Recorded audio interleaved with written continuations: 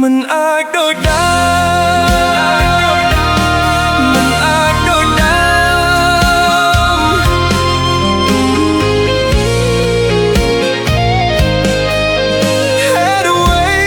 มันอาจโดดดา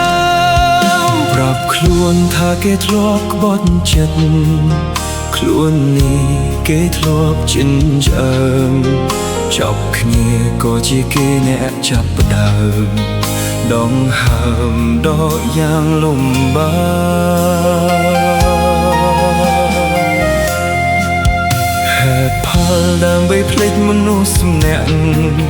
ច្រើនណាស់តែពិបាកភ្លេចស្នេហ៍ចប់មិនមែនដូចជាថ្ងៃលិចក្នុងចិត្តអាទិត្យដិតដាមធ្វើខ្លួនគ្មានរូបអូនគឺសែនលំបាកមិនអាចផ្អាកចិត្តធ្លាប់ស្នេហ៍កាយឲ្យស្អប់បានតែហេតុអ្វីរឿងហេតុកើតឡើងអាចខុសពីការស្មានពេលអូនចង់ត្រឡប់ហេតុផលផ្ដើមជាថ្មីព្រោះបងសំខាន់មិនប្រកាន់គ្រប់យ៉ាងដែលអូនធ្លាប់បានសាងតែហេតុអ្វីខ្ញុំនៅស្នេហ៍ប៉ុន្តែខ្ញុំមិនអាចធ្វើបានគ្រប់យ៉ាងមិនអាចដូចដើមមិនអាចដូចដើមមិនអាចដូចដើម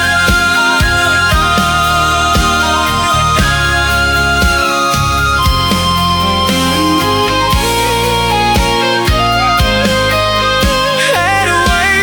មិនអាចដូចដើមរាប់ខ្លួនថាគេធ្លាប់ក្បត់ចិត្តខ្លួននេះគេធ្លាប់ចិញ្ចឹមចប់គ្នាក៏ជាគេអ្នកចាប់ផ្ដើមដងហើមដកយ៉ាងលំបាកហេតុផលដើម្បីភ្លេចនោះអ្នកច្រើនណាស់តែពិបាកភ្លេចស្នេហ៍ចប់មិនមែនដូចជាថ្ងៃលិចក្នុងចិត្តអាទិត្យដិតដាមធ្វើខ្លួនគ្មានរូបអូនគឺសែនលំបាកមិនអាចផ្អាកចិត្តធ្លាប់ស្នេហ៍កាយឲ្យស្អប់បានតែហេតុអ្វីរឿងហេតុកើតឡើងអាចខុសពីការស្មានពេលអូនចង់ត្រឡប់ហេតុផលដើមជាថ្មីព្រោះបងសំខាន់មិនប្រកាន់គ្រប់យ៉ាងដែលអូនធ្លាប់បានសាងតែហេតុអ្វីខ្ញុំនៅស្នេហ៍ប៉ុន្តែខ្ញុំមិនអាចធ្វើបានគ្រប់យ៉ាងមិនអាចដូចដើមធ្វើខ្លួនគ្មានរូបអូនគឺសែនលំបាកមិនអាចបាក់ចិត្តធ្លាប់ស្នេហ៍កាយឲ្យស្អប់បានតែហេតុអ្វីរឿងហេតុកើតឡើងអាចខុសពីការស្មានពេលអូ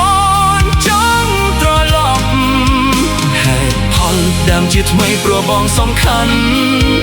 មិនប្រកាន់គ្រប់យ៉ាងដែលអូនធ្លាប់បានសាងតែហេតុអ្វីខ្ញុំនឹងស្នេហ៍ប៉ុន្តែខ្ញុំមិនអាចធ្វើបានគ្រប់យ៉ាងមិនអាចដូចដើម